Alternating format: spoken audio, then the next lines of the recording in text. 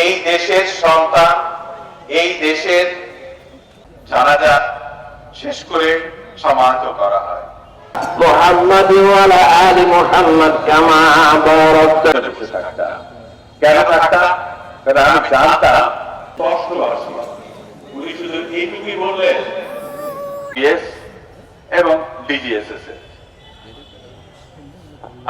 দুইজনেরই আত্মার মাগফিরাত কামনা করছি, বিশেষ করে বেগম খালেদা জিয়া এছাড়াও আমাদের উন্নয়নের উপকার রাখেন।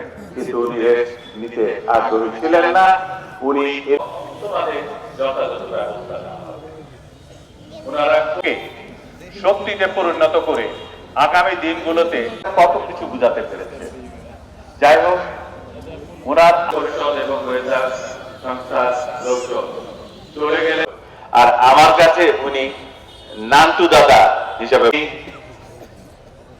গোদাগাড়িতে সরমংলা খাড়ি আছে না, জেনারেল এরশাদের সময় থাকা অবস্থায় প্রেসিডেন্ট গার্ড রেজিমেন্টে উনার মান তাশাউ বিয়াদিকাল খায়র ইন্নাকা আয় আল্লাহ তাআলা আমরা প্রতিবাই গুনাহগার বান্দা আল্লাহ বেগম খালেদা জিয়ার রূহের মাগফিরাত কামনা জালামনা আনফুসানা ওয়া ইল্লাম সাগীরা আল্লাহ রিশওয়ান আল্লাহুম্মা লা তাহরিমনা আজরাহু ওয়া লা তাফতিনা বাহি।